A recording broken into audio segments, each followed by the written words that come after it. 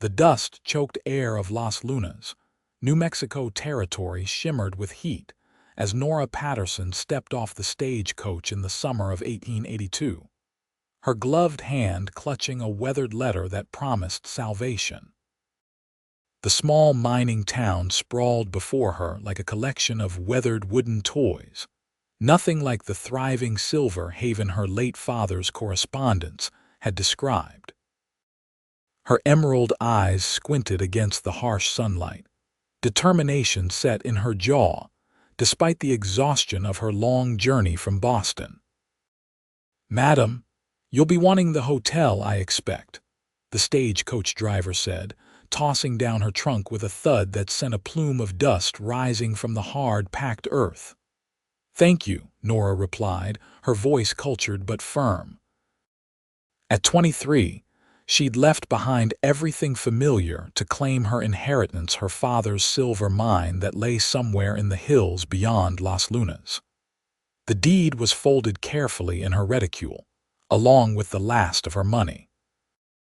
The main street of Las Lunas presented a tableau of frontier-life saloons with their doors propped open to catch any breeze, a general store with dry goods displayed in dusty windows, and men in various states of trail-worn apparel going about their business. A few women hurried along the boardwalks, their skirts held above the dirt, while children darted between buildings in some complex game of their own devising. Nora tugged at her traveling suit, already feeling overdressed and conspicuous. Her father had left when she was just a girl, seeking fortune in the West. His letters had come sporadically, each one promising that soon he'd strike it rich and return. Instead, 4 weeks ago, she'd received notification of his death along with the deed to the Silver Moon mine and a crude map showing its location. With her mother dead 2 years prior and the family finances depleted by medical bills, Nora had no choice but to come west.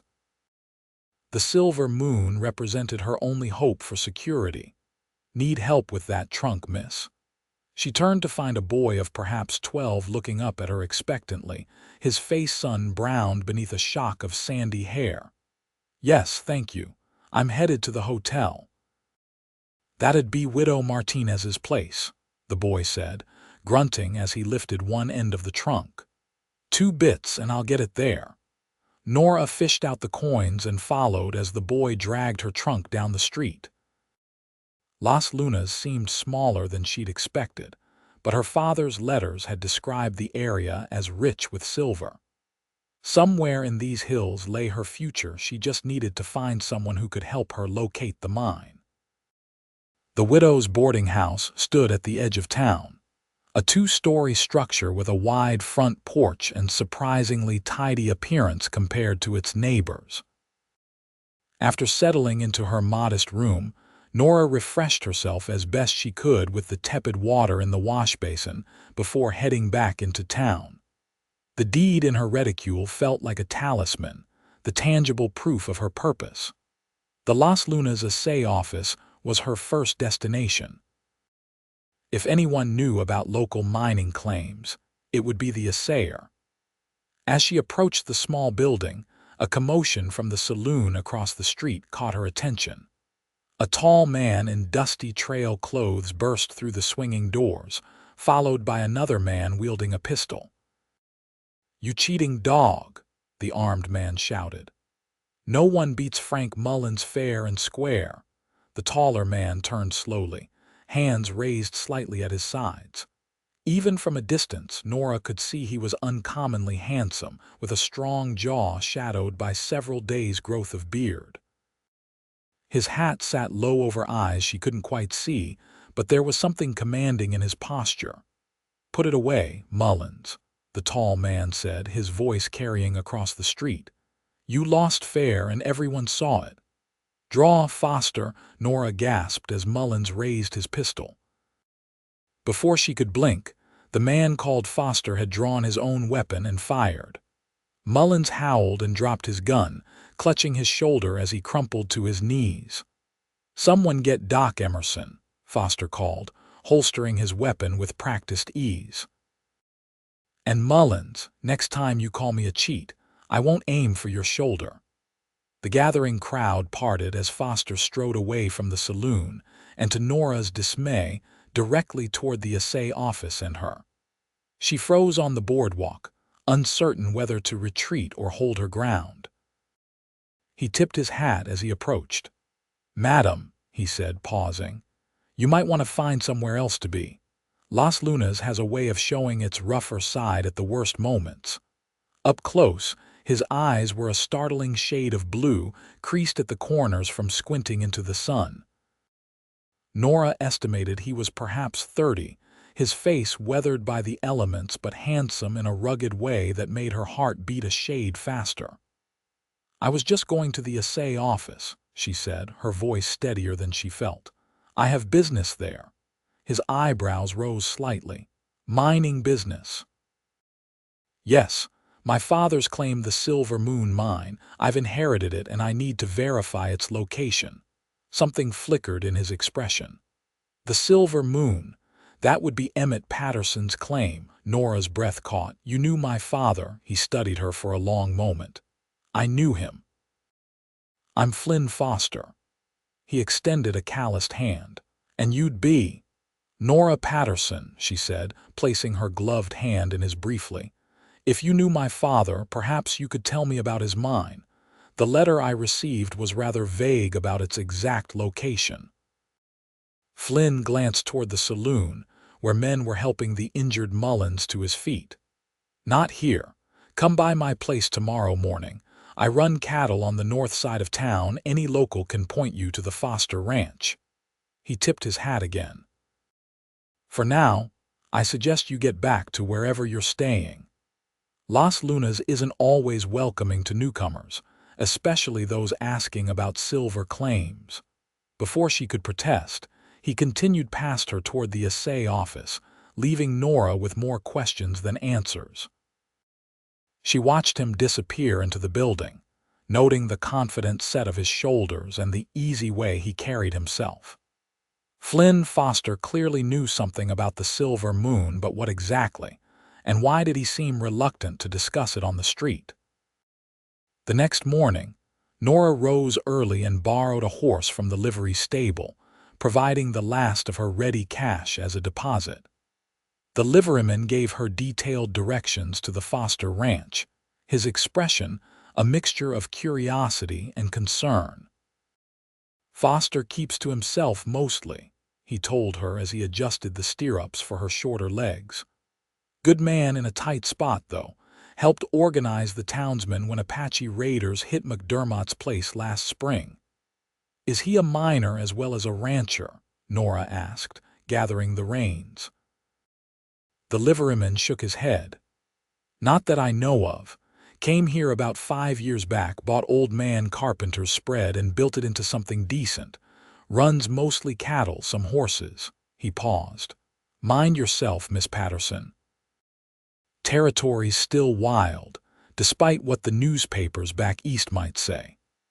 The ride north took nearly an hour, the terrain growing increasingly rugged as she followed the winding trail. When she crested a rise and saw the ranch spread out below, Nora was surprised by its size. A sturdy main house constructed of timber and local stone anchored the property, with several outbuildings, corrals, and a large barn creating a neat compound. Beyond, cattle grazed on scrubby pastureland that stretched toward distant mountains. As she approached, a ranch hand spotted her and called out. By the time she reached the yard, Flynn Foster was striding from the house, wiping his hands on a cloth. Without the distraction of yesterday's confrontation, she could better appreciate his tall frame and the easy confidence in his movements. "Miss Patterson," he called. "I wasn't sure you'd come." Nora dismounted, grateful for the riding lessons she'd taken as a girl. "Mr. Foster, thank you for agreeing to speak with me about my father's mine." He gestured toward the house. "Come inside.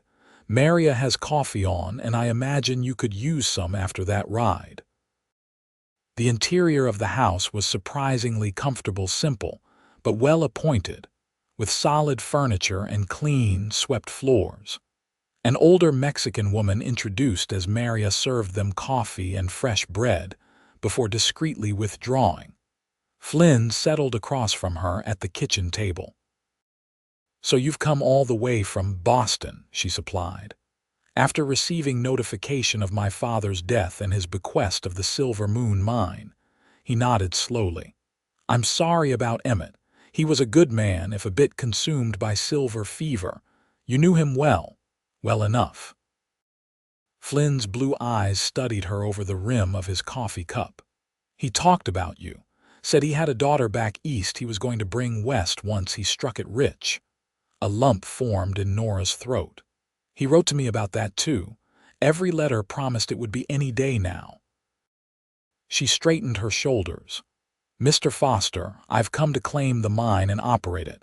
My father's letters indicated it has significant potential." Flynn set down his cup. "Miss Patterson, there's something you should know about the Silver Moon. It's not what your father believed it to be." Cold dread settled in her stomach. "What do you mean?" "The Silver Moon has a vein, sure enough, but it's narrow and inconsistent. Your father spent 3 years chasing that vein deeper into the mountain, convinced it would widen into a bonanza. It never did. But his letters were full of hope rather than fact." Flynn's expression softened. "Emmett didn't want to disappoint you. Each time he wrote, he believed he was just days away from the big strike." Nora struggled to process his words. "Are you saying the mine is worthless?" "Not entirely. There's still silver there, but extracting it would cost more than it's worth.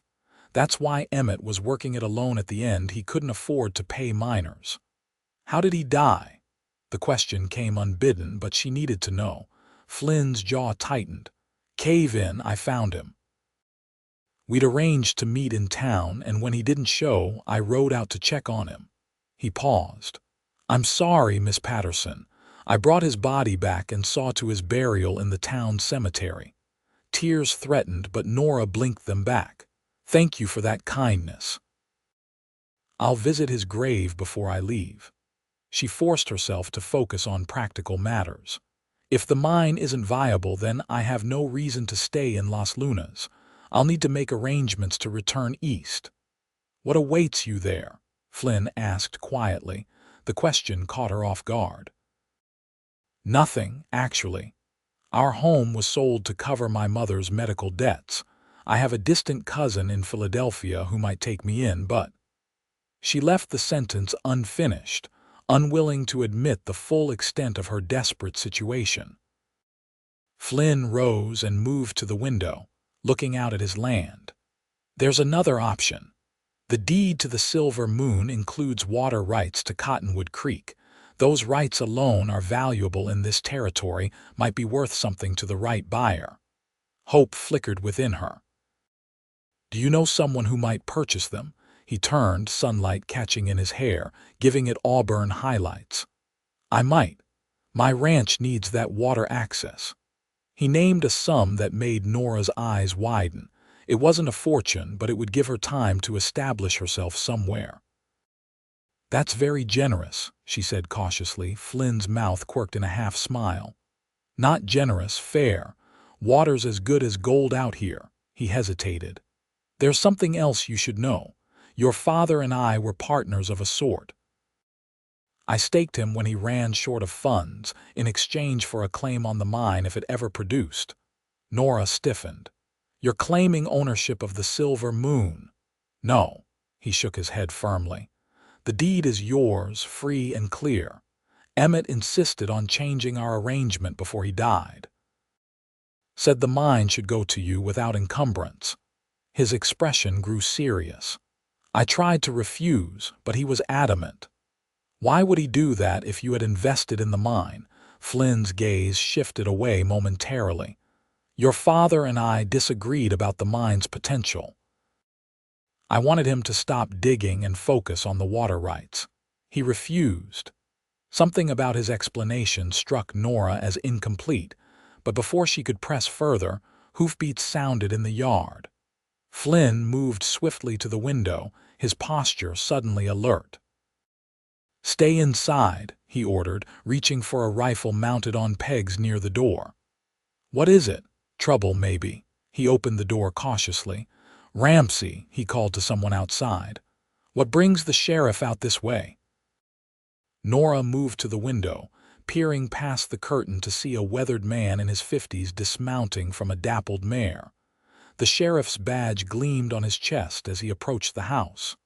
"Foster," the man acknowledged. "Got word you had a visitor. Would that be Emmett Patterson's daughter?" Flynn stepped aside, allowing the sheriff to enter. "Sheriff Ramsey, this is Miss Nora Patterson. She's come to claim her father's mine." Sheriff Ramsey removed his hat, revealing gray-streaked hair. "Madam, sorry about your father. He was well liked in these parts." His expression grew grave. "I'm afraid I've got news that concerns you both. Frank Mullins was found dead this morning." Flynn's face hardened. "I shot him in the shoulder, Sheriff. That wouldn't kill a man." "No, but a knife to the heart would. Someone finished what you started, and Mullins's friends are saying it was you." The sheriff raised a hand to forestall Flynn's protest. "I know you didn't do it, Foster. You're not the type to bushwhack a man, but Mullins ran with a rough crowd and they're looking for someone to blame." "What does this have to do with Miss Patterson?" Flynn asked, moving subtly to position himself between Nora and the sheriff. Ramsey glanced at Nora apologetically. "Word's gotten around that Emmett Patterson's daughter is in town asking about the Silver Moon. There's always been talk that Emmett struck it rich but kept it quiet." He shook his head. "I know it's not true, but Mullins's gang doesn't. They think you're here to collect a fortune, Miss Patterson." "That's absurd," Nora said. "I only arrived yesterday." "Doesn't matter. These aren't reasonable men." The sheriff looked to Flynn. "Thought you should know they were asking about her at the widow's place this morning. She's not safe in town." Flynn's expression darkened. "She can stay here until this blows over." "What? I can't possibly," Nora began. "She's right," Ramsey interrupted. "That would only fuel more gossip." "But she can't go back to town either." He pondered for a moment. "The Henderson place might be best. Old Widow Henderson could use the company and no one would think to look for Miss Patterson there." Flynn nodded slowly.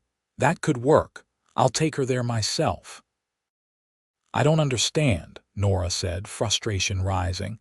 "I have nothing to do with this Mullins person's death." "Doesn't matter," Flynn repeated the sheriff's words. "These men are looking for an excuse. The rumor of silver coupled with your arrival is enough." He turned to Ramsey. "How long before you can sort this out? Give me a week to track down the real killer and calm things down." The sheriff settled his hat back on his head. "Miss Patterson, I apologize for the inhospitality of our town. This isn't how we usually welcome newcomers." After the sheriff departed, Flynn quickly gathered supplies while Nora tried to absorb the sudden turn of events. Within an hour, they were riding toward the Henderson place, taking a circuitous route to avoid being spotted. "This is ridiculous," Nora said as they followed a narrow trail through scrubby pines. "I'm being forced into hiding because of superstition about a mine that isn't even valuable." Flynn glanced back at her. "Welcome to the West, Miss Patterson. Logic doesn't always prevail here. And this Widow Henderson, she won't mind a stranger arriving unannounced. Abigail Henderson is my mother's cousin. She came west 30 years ago with her husband, who struck it moderately lucky with a small gold claim before dying of fever. She's lived alone since, apart from occasional visits from neighbors." He guided his horse around a boulder. "She'll welcome the company." The Henderson place proved to be a snug cabin nestled in a small valley, with a creek bubbling nearby and a well-tended garden stretching behind it. Widow Henderson herself was a spry woman in her 60s, with sharp eyes and an easy laugh. She welcomed Nora warmly after Flynn explained the situation. "Delighted to have you, my dear," she said, ushering Nora inside while Flynn tended to the horses. "It gets lonely up here with just the chickens for conversation." The cabin's interior was cozy and meticulously clean, with handmade quilts brightening the spare furnishings. Nora was shown to a small bedroom that smelled of lavender and fresh air. "Flynn says you'll be needing a place for about a week," Abigail said, helping Nora unpack the few belongings Flynn had retrieved from the boarding house. "Though I wouldn't mind if you stayed longer. It's been years since I had another woman to talk with regularly." Nora smiled despite her concerns. "You're very kind, Mrs. Henderson." "Abigail, please. Mrs. Henderson makes me feel ancient." She patted Nora's hand. "Don't you worry about those troublemakers in town. Sheriff Ramsey is a good man and he'll sort it out." When Flynn prepared to leave that evening, Nora walked him to his horse. The setting sun cast long shadows across the little valley, turning the landscape golden. "Thank you for your help, Mr. Foster," she said formally, though she felt strangely reluctant to see him go. "Flynn," he corrected. "And I'll be back to check on you tomorrow." He hesitated, then added, "I'm sorry about the mine, Miss Patterson. I know you came a long way hoping for more." "Nora," she offered in return, "and yes, it's disappointing, but I'm not entirely without options." She thought of the water rights he had offered to purchase. "Once this bizarre situation is resolved, I'll need to make decisions about my future." He nodded, his expression unreadable in the fading light. "Your father wanted better for you. Did he speak of me often?" The question came softly, a need to know more about the man who had been absent for most of her life. Flynn's features softened. "He kept your portrait in his cabin. Showed it to me the first time I visited the mine. Said you had your mother's beauty but his stubborn nature." A smile touched his lips. "Having met you, I'd say he was right on both counts." With that, he mounted his horse and rode away, leaving Nora with a curious warmth in her chest despite the uncertainty of her situation. The days at Abigail Henderson's cabin passed more pleasantly than Nora could have anticipated. The older woman was a wealth of information about the territory, teaching Nora about local plants, frontier cooking, and the realities of life in the West. To Nora's surprise, she found herself increasingly fascinated rather than deterred by the challenges Abigail described. Flynn visited daily, bringing supplies and news from town. Sheriff Ramsey was making progress, he reported, having arrested one of Mullins's associates who had been seen near the saloon on the night of the murder. The rest of the gang had grown less vocal as evidence mounted against one of their own. On the fourth day, Flynn arrived with a proposal. "I'd like to take you to see your father's mine," he said as they walked along the creek that bordered Abigail's property. "You should know exactly what you own before making decisions about it." Nora hesitated. "Is it safe to venture out?"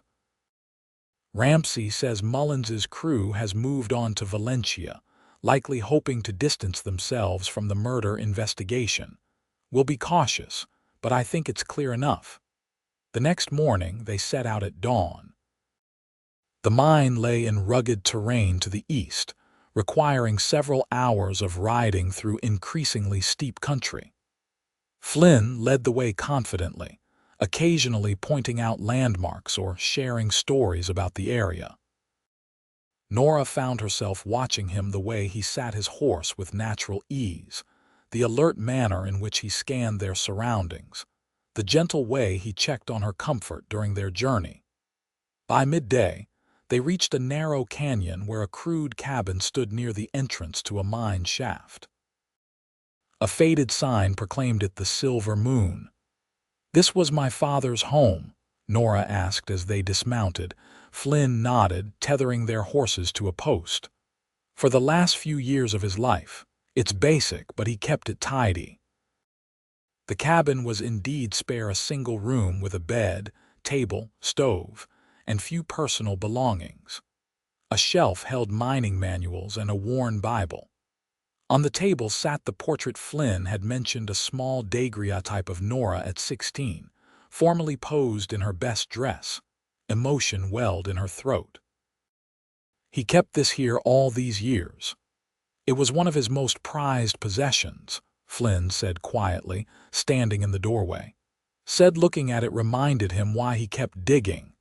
After Nora had explored the cabin, Flynn led her to the mine entrance. "We won't go far inside," he cautioned, lighting a lantern. "The tunnel is stable near the entrance, but further in, where the cave-in occurred, it's not safe." The tunnel was cool and damp, the walls supported by timber bracing at regular intervals. Nora ran her hand along the rock face, trying to imagine her father working here day after day, driven by hope. "Here," Flynn said, stopping about 50 yards in. He held the lantern high, illuminating a narrow seam of darker rock running through the tunnel wall. This is the vein he was following. "See how it narrows here?" He believed it would widen again deeper in the mountain. "Is that unusual?" Nora asked, studying the rock face. "Not exactly. Veins can behave unpredictably." Flynn traced the seam with his finger. "But most experienced miners would have abandoned this one after seeing how it pinched out here. But not my father. Emmett had a theory that this was just a temporary narrowing. He insisted the mother lode lay just beyond." Flynn's expression grew somber. "His last letter to me said he'd found evidence he was right." Nora turned to him, surprised. "You didn't mention this before." "Because I didn't believe him," Flynn sighed, lowering the lantern. "Emmett made similar claims at least 3 times before. Each time I came to see his evidence, and each time it amounted to nothing significant." "So you think his final claim was equally unfounded?" Flynn hesitated. "I don't know. The cave-in happened before I could verify it. The collapse is about 100 yards deeper where he was working last." They emerged from the tunnel into afternoon sunlight. Nora shielded her eyes, considering what she'd learned. "Could we clear the cave-in, see what's beyond? It would be dangerous and expensive." Flynn studied her face. "Even if there is silver there, extracting it would require capital you don't have. I could find investors who would want controlling interest, leaving you with little." He shook his head. "Mining is a gamble even for those with experience, Nora." She walked a few paces away, looking out over the canyon. "Then I'm back where I started, selling the water rights and finding some way to make a living elsewhere." Flynn was silent for several moments. When he spoke, his voice had a careful quality. "There's another possibility. Land in this territory is available for homesteading. A woman on her own can file a claim just as a man can." Nora turned to face him. "You're suggesting I stay in New Mexico territory, become a homesteader?" "It's an option. The land near Abigail's place is good, better than most available parcels. With the money from the water rights, you could build a modest home, buy some stock." He looked away, adding almost casually, "I could help you get established." The offer hung in the air between them. Nora studied Flynn, wondering at his motives. Was this mere kindness to his former partner's daughter, or something more? She'd noticed the way his gaze lingered on her when he thought she wasn't looking, felt the careful distance he maintained despite their growing friendship. "Why would you do that?" she asked finally. His blue eyes met hers directly. "Because your father was my friend. Because you've shown more courage in the past week than most who come west. Because," he stopped, then continued more quietly, "because I think you belong here more than you realize."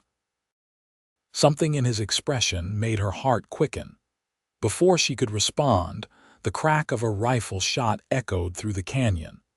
Flynn reacted instantly, pulling Nora toward the shelter of the cabin as another shot splintered wood near their heads. "Inside," he commanded, drawing his pistol as they ducked through the doorway. "Stay low." "Who's shooting at us?" she gasped, crouching below the cabin's single window, not sure. Flynn peered cautiously around the window frame. Could be Mullins's remaining friends, or claim jumpers who heard about a woman coming to check on the silver moon. His expression hardened. Either way, they picked the wrong target. Another shot hit the cabin wall. Flynn moved to the door, staying out of the line of fire. There's at least 2 of them positioned up on the ridge. What do we do? Nora asked, fighting to keep her voice steady. Wait them out. They're exposed up there. As the sun moves, they'll lose their advantage. He checked his ammunition. If they're foolish enough to come down, I can pick them off more easily. They waited in tense silence as afternoon crawled toward evening. Occasionally, another shot would strike the cabin, but the firing became more sporadic. Flynn remained vigilant, dividing his attention between the window and Nora. "I'm sorry about this," he said during a lull. "I should have been more cautious. You couldn't have known." Nora had moved to the table, the initial terror subsiding into a strange, alert calm. "Is this what life is always like out here? Violence lurking around every corner?" Flynn's mouth quirked. "Not always, but the territory attracts those seeking fortune by any means. Silver brings out the worst in some men. Yet you chose to build a life here." "I did." His eyes held hers. "Despite its dangers, there's a freedom here you won't find in the East, room to breathe, to create something of your own." He glanced back out the window. "The West tests you, but it rewards those who meet its challenges." As dusk deepened, the shooting ceased entirely. Flynn waited another hour before cautiously venturing outside to check their surroundings. "They've gone," he reported, returning to the cabin. "But we shouldn't risk traveling back tonight. The trail's too dangerous in the dark." Nora looked around the cabin's single room, reality sinking in. "We're staying here. I'll sleep outside, keep watch," Flynn said quickly, reading her concern. "You take the cabin." "That's not necessary. I trust you, Flynn."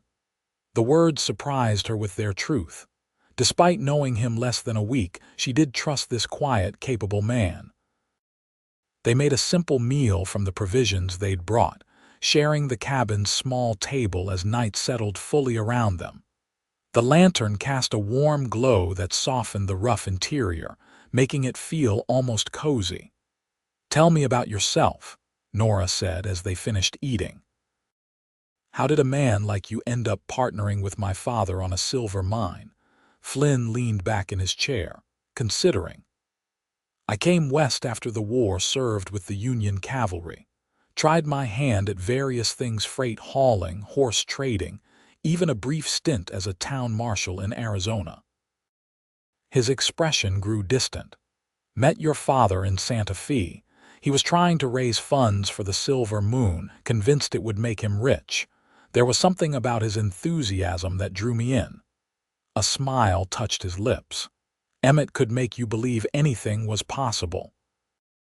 "So you invested in his mine?" "Some money, yes, but mostly supplies, equipment." Flynn's gaze returned to her. "I never believed in the silver as much as he did. I was more interested in the land, the water rights. Bought the ranch knowing that access to Cottonwood Creek would make it valuable, regardless of what happened with the mine." "And now you want those water rights," Nora observed. "I do." He didn't deny it. "But that doesn't change the fact that you deserve fair value for them." They talked late into the night, Flynn sharing stories of her father that painted a picture of a man driven by dreams rather than practicality, but generous and well-liked. It was a fuller portrait than Nora had ever had of the father who had been largely absent from her life. When they finally prepared for sleep, Flynn insisted on taking the chair while Nora used the narrow bed. Despite her exhaustion, sleep came fitfully. She was acutely aware of Flynn's presence across the small room, of the connection that seemed to be growing between them with each passing day. Dawn broke clear and cold. They rose early, eager to return to Abigail's before their absence caused concern. As they prepared the horses, Nora made a decision. "I want to see more of the mine before we go," she said. "The part where my father was working when he died." Flynn frowned. "Nora, it's not safe. The tunnel beyond the cave-in, I'm not asking to go beyond it, just to see the area. He died there, Flynn. I need to understand what he was chasing, what he believed in so strongly." After a moment's hesitation, Flynn nodded. "We'll go as far as it's safe, but no further." They entered the mine again, Flynn leading with the lantern. The tunnel stretched deeper than Nora had realized, with side passages occasionally branching off. After several hundred yards, they reached an area where the ceiling had partially collapsed, rubble partially blocking the path. "This is where I found him," Flynn said quietly. "He was beyond this point working alone." Nora knelt, touching the fallen rock. "And you believe there's nothing of value beyond this?"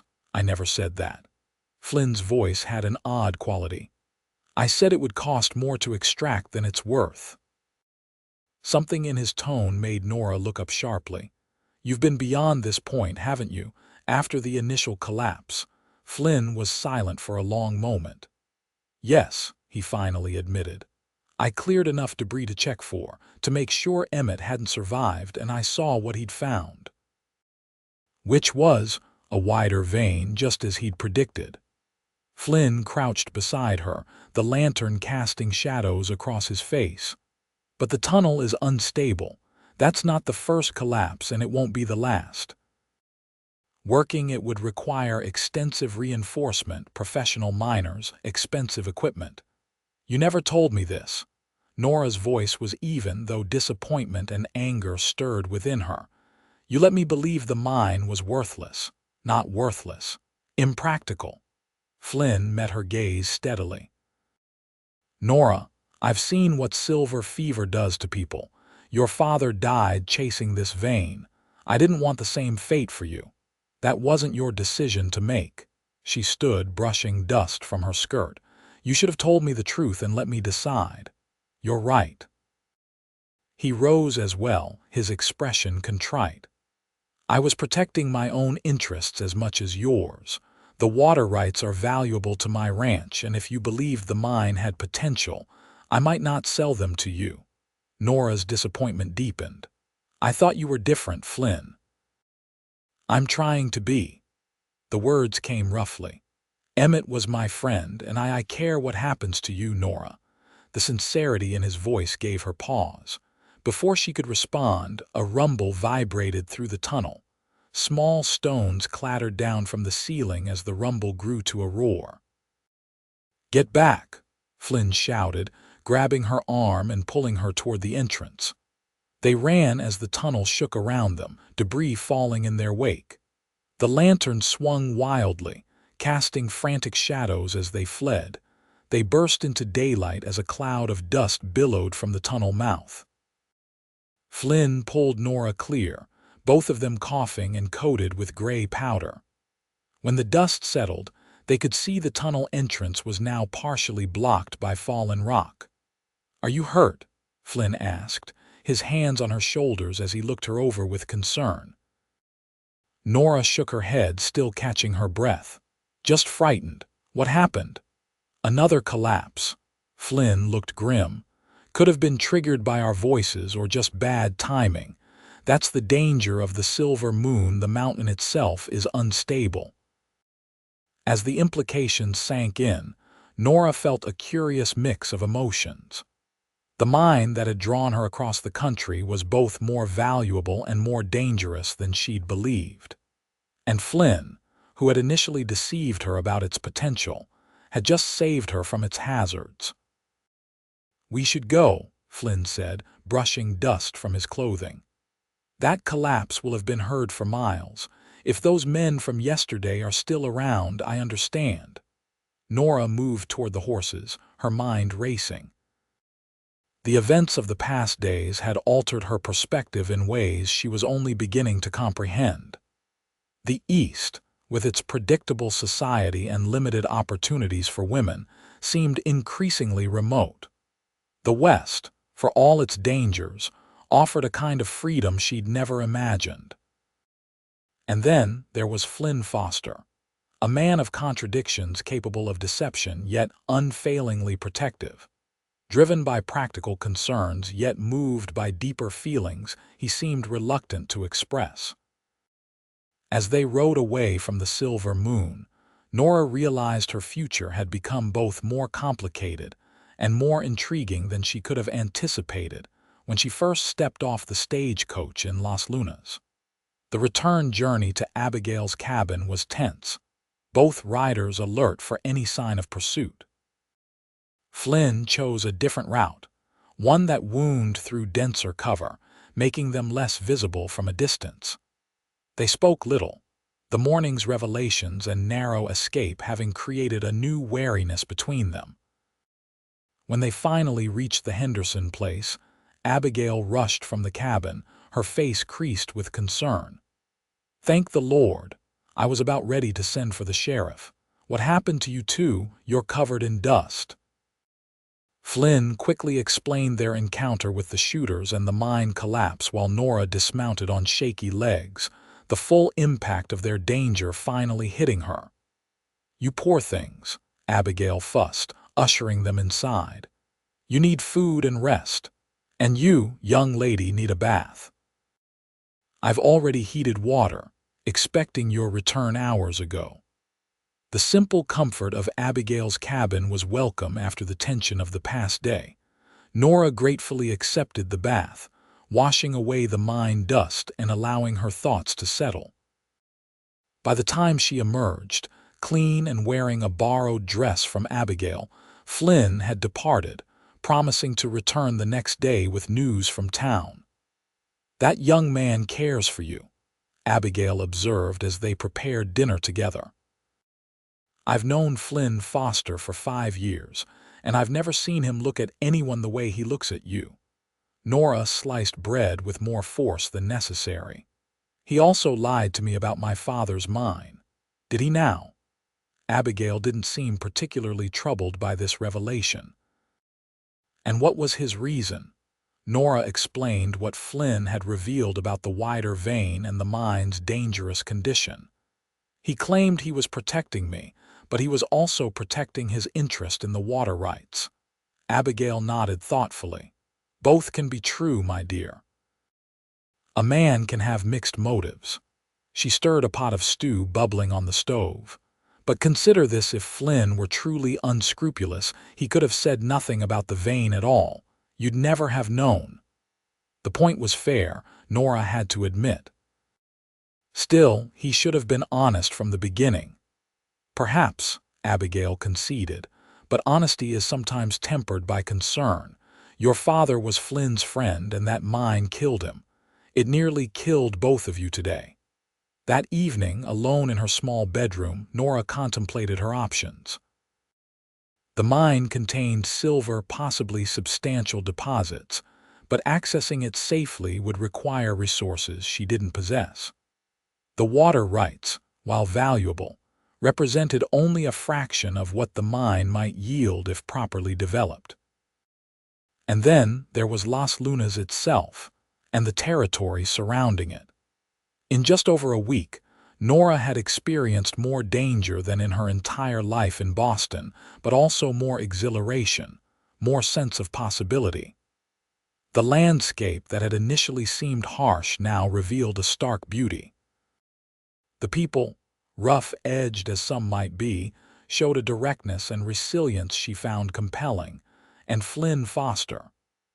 The mere thought of him sent a complicated mix of emotions through her. Anger at his deception, certainly, but also appreciation for his protection. And something deeper, more troubling, an attraction that had been growing despite her best efforts to remain detached. When Flynn arrived the next morning, he found Nora sitting on the cabin's small porch, a cup of coffee in her hands. He approached cautiously, as if expecting her coldness to continue. "Sheriff Ramsey caught the last of Mullins's gang," he said, remaining at the foot of the steps. They've confessed to shooting at us, thought the mine had a fortune waiting and that eliminating you would somehow give them access to it. I see. Nora gestured to the empty chair beside her. Please sit. We need to talk. Flynn settled into the chair, his hat in his hands. In the clear morning light, she could see fatigue lining his face, suggesting he'd slept poorly. I've been thinking about the mine, she began, and about what you told me. I should have been honest from the start, Flynn said before she could continue. I was wrong to withhold information about the vein. Whatever my reasons, you deserved the truth. His directness disarmed her slightly. Yes, I did, but I've also been considering what you said about the dangers. The collapse yesterday made that risk very clear. She took a breath. I need to know something, Flynn. If I decided to develop the mine despite the hazards, would you support that decision?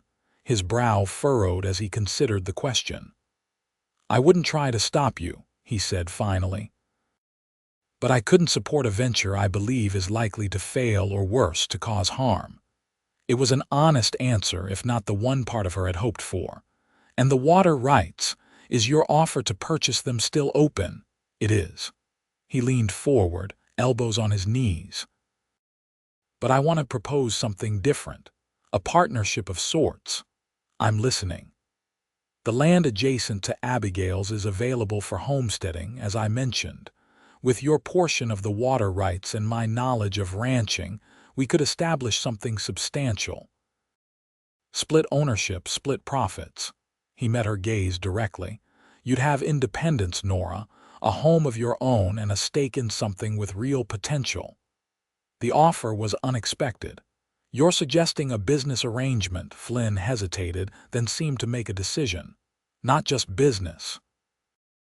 He set his hat aside and took her hand, his calloused fingers warm against hers. I know we've known each other barely a week.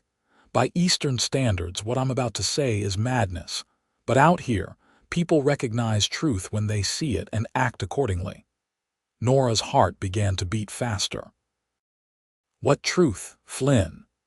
That I've been drawn to you from the moment you stood your ground outside the assay office. That your courage and determination match this land in ways most newcomers never manage. His blue eyes held her steadily. That I believe we could build something remarkable together, not just a ranch, but a life. Are you proposing marriage? The words came out barely above a whisper. I'm proposing possibility. His grip on her hand tightened slightly. I'm not asking for an immediate answer. Take time. Consider what kind of future you want. But know that my feelings for you are genuine, however badly I've expressed them until now. Nora's mind whirled. A week ago, she'd been a proper Boston lady seeking her inheritance. Now she sat on a frontier porch while a rancher with whom she'd shared danger and deception spoke of shared futures. It should have seemed absurd, yet somehow it didn't. Flynn, she began, unsure what would follow his name. He raised a hand to stop her. Don't answer now, think about it. About what you truly want. He released her hand and stood. I'll return tomorrow. We can talk more then. After he'd gone, Nora sought out Abigail, needing perspective. The older woman listened to Flynn's proposal without surprise. I told you he cared for you, she said when Nora finished. But the real question is how you feel about him and about staying in New Mexico territory. That's what I'm struggling with, Nora admitted. A part of me feels this is all happening too quickly. Another part. She trailed off, uncertain how to express the growing certainty she felt about Flynn, despite their complicated start. Abigail patted her hand. The heart knows what it wants, often before the mind catches up. And timing well out here, life moves at its own pace. People recognize what matters and act accordingly. Flynn's words, almost exactly. Nora wondered if it was a common frontier saying or if he had borrowed it from Abigail. What would you do? She asked the older woman. Abigail's eyes crinkled. I'd marry him, of course. Flynn Foster is one of the good ones, honest even when it costs him, steady when trouble comes. She paused. But I'm not the one who has to wake up beside him every morning for the next 50 years. That night, Nora wrote 2 letters.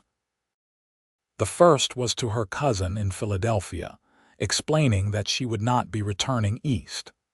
The second was to herself, listing every reason she should reject Flynn's proposal and return to civilization, and every reason she should accept it and embrace this new world. When the second list grew longer than the first, she knew her decision was made. Flynn arrived just after noon the next day. He found Nora at the creek behind Abigail's cabin, sketching the landscape in a small book she'd brought from Boston. She set it aside as he approached, noting the careful neutrality of his expression. "I've been thinking about your proposal," she said without preamble, rising to face him. And his voice was steady, but she could see tension in the set of his shoulders. "I have conditions." She smoothed her skirt, meeting his gaze directly. "First, complete honesty between us always. No more protecting me from truths you think I can't handle." Flynn nodded. "Agreed." "Second, I want to establish my own identity here, not simply be Flynn Foster's wife. I need to know you'll support that independence." "I wouldn't want you any other way," he said, a smile beginning to form. "What else?" "Third, I want to use part of the money from the water rights to secure the mine entrance properly. Not to work it now, but to preserve the option for the future. It was important to my father, and therefore it matters to me." Flynn considered this, then nodded again. "Fair enough. I can help make it safe, even if I still believe the silver isn't worth the risk of full-scale mining." "And finally," Nora took a deep breath, "I want a proper courtship before marriage. Not years, but enough time to be certain we're compatible in more than moments of danger and high emotion."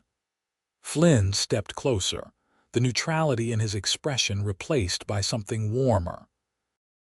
"Does that mean you're accepting my proposal, Miss Patterson?" "It means I'm accepting the possibility, Mr. Foster." She couldn't help smiling as she used his words. "And that I'm choosing to stay in New Mexico territory, regardless of what develops between us." Flynn reached for her hands, his own warm and steady. "I can work with possibility." He drew her slightly closer. "May I kiss you, Nora, to seal our agreement?" Her heart skipped as she nodded. His lips met hers gently at first, then with growing confidence as she responded. It was nothing like the chaste kisses she'd experienced at Boston socials. This held promise and passion that left her breathless when they finally parted. "I believe that bodes well for our compatibility," Flynn murmured, still holding her close. Nora laughed, feeling lighter than she had in months. "Perhaps, but much more research will be required before reaching a final conclusion." In the days that followed, plans took shape quickly. Flynn helped Nora file her homestead claim on the land adjacent to Abigail's, while she used part of the money from selling her portion of the water rights to purchase materials for a small house of her own. True to his word, Flynn also arranged for experienced miners to properly secure the entrance to the Silver Moon, making it safe for potential future exploration. Their courtship progressed with frontier directness. Flynn brought Nora to Las Lunas to meet the townspeople properly, now that the danger from Mullins's gang had passed. Many welcomed her warmly, especially once they understood she was Emmett Patterson's daughter. Others were more reserved, watching to see if the Eastern lady would flee at the first hardship. Nora had no intention of fleeing. Each day brought new discoveries about the land, about Flynn, about herself. She learned to ride with greater skill, to identify local plants and their uses, to appreciate the vast open skies that had initially seemed so alien after Boston's crowded streets. And she learned about Flynn Foster, his humor that emerged when he was relaxed, his quiet competence with animals, his unexpected love of poetry. He had a small collection of books in his ranch house, well-worn volumes of Whitman and Tennyson alongside practical manuals on cattle breeding and land management. "My mother was a school teacher," he explained when Nora expressed surprise at finding leaves of grass on his shelf. She believed education was the true frontier, that minds needed exploration as much as lands. By the time winter arrived, bringing cooler temperatures to the New Mexico territory, Nora's small house was complete. It stood on a gentle rise overlooking the valley, with windows positioned to catch both morning and evening light. Flynn had helped with its construction, but deliberately left decisions about design and furnishings to Nora. It was her home, a physical manifestation of her independence. Yet increasingly, she found herself at Flynn's ranch as often as her own house. They would ride the property together, Flynn pointing out improvements he envisioned, asking her opinion on decisions that would affect their shared future. In the evenings, they would sit before the fire in his comfortable main room, talking for hours or simply enjoying companionable silence. It was during one such evening, with December winds howling outside and Christmas approaching, that Flynn finally broached the subject they'd both been circling. "Nora," he said, taking her hand as they sat side by side on his sofa, "it's been nearly 5 months since you agreed to consider the possibility of us. I've tried to be patient, to give you the time you asked for." "You have," she acknowledged, her pulse quickening at the intensity in his blue eyes. "And in that time, I've only grown more certain." His voice deepened. "I love you. I want to build a life with you, not just adjoining properties and shared water rights, but a true partnership in all things." Nora turned to face him fully. "Are you asking me to marry you, Flynn Foster?" "I am."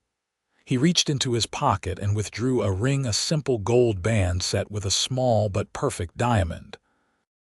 Not with grand promises of silver fortunes or Eastern comforts, but with the honest offer of my heart and hands and all that I can make of this land we both have come to love. Nora looked at the ring, then at the man holding it. 5 months ago, she'd arrived in Las Lunas seeking silver and security. She'd found neither, at least not in the form she'd expected. Instead, she discovered a strength within herself she hadn't known existed, a love for this wild territory that grew deeper with each passing day, and a man whose steadiness and passion matched her own emerging spirit. "Yes," she said simply. "I'll marry you, Flynn." His smile as he slipped the ring onto her finger was worth more than any silver vein. They married on New Year's Day, 1883, in Las Lunas' small church. Abigail stood as Nora's witness, beaming with approval, while Sheriff Ramsey stood for Flynn. The town turned out in force, curious to see the Eastern lady who had not only stayed but thrived, and to celebrate one of their most respected ranchers finding happiness. That evening, as they returned to Flynn's ranch, now their ranch, Nora paused on the porch, looking out at the land that had become her home. "What are you thinking?" Flynn asked, his arm around her waist. "About how differently things turned out than I expected." She leaned against him. "I came looking for silver, for security through what my father left me." Flynn turned her gently to face him. "And found." Nora placed a hand on his chest, feeling the steady beat of his heart beneath her palm. "Something far more valuable, a future of my own making. A home in this remarkable place." She smiled up at him. "And a heart more precious than any mine." Flynn's eyes darkened as he drew her closer. "Your father once told me something I never forgot. He said, Flynn, the richest vein of silver in all creation isn't worth a damn compared to the love of a good woman." "He said that?" Nora asked, touched by this new glimpse of her father. "He did." Flynn brushed a strand of hair from her face. And then he added, "Remember that when you meet my Nora someday." He couldn't have known we'd meet. Perhaps not consciously. Flynn kissed her forehead, but Emmett had a way of seeing possibilities others missed, like that vein in the silver moon that everyone but him dismissed. "Speaking of the mine," Nora said, "I've been thinking. Maybe someday when we're more established we could explore it properly. Not for fortune, but to prove my father right." Flynn smiled. "I'd like that. A tribute to Emmett and the dream that brought you west." He scooped her into his arms suddenly, making her laugh in surprise. "But for now, Mrs. Foster, I believe we have more immediate matters to attend to." As he carried her across the threshold of their home, Nora knew with absolute certainty that while she hadn't found the silver fortune she'd come seeking, she'd discovered something infinitely more valuable, a love as vast and promising as the western horizon itself. Over the years that followed, the Foster ranch flourished under their joint management. Flynn's knowledge of cattle and Nora's keen business sense proved a formidable combination. They expanded their holdings, adding adjacent parcels as they became available and diversifying into horse breeding when Nora demonstrated a particular talent for selecting and training stock. Las Lunas itself grew with the arrival of the railroad in 1885, bringing new settlers and opportunities. Nora established a small but successful business supplying Eastern merchants with authentic Western goods, native crafts, specialty foods, and even her own illustrated guidebooks about territory life, which proved unexpectedly popular with Eastern readers fascinated by the frontier. They never did fully develop the Silver Moon mine, though they maintained it and occasionally extracted small amounts of ore enough to confirm that Emmett Patterson had indeed been right about the wider vein. The profits were modest, but the satisfaction of vindicating her father's beliefs meant more to Nora than any fortune. Their family grew as well. In 1884, Nora gave birth to their first child, a son they named Thomas Emmett Foster. A daughter, Elizabeth Abigail, followed 2 years later. By 1890, they had added twin boys, James and William, completing their family. The Foster children grew up riding almost before they could walk, absorbing both Flynn's practical frontier knowledge and Nora's appreciation for education and wider horizons. On their 10th wedding anniversary, Flynn surprised Nora with a special gift, a silver locket crafted from ore taken from the silver moon, containing miniature portraits of their children. "To remind you," he said as he fastened it around her neck, "that silver brought you west, but love kept you here." Nora touched the locket, then reached up to caress her husband's face, now bearing the weathered lines of a decade working under the New Mexico sun. "The richest vein still runs through your heart, Flynn Foster," she said softly, "and through the life we've built together." As they stood on the porch of their expanded ranch house, watching their children play in the yard while the sun set in a blaze of orange and purple over the land they both loved, Nora reflected on the journey that had brought her here. From a proper Boston lady seeking a silver inheritance to a confident Western woman who had found prosperity, purpose, and profound love.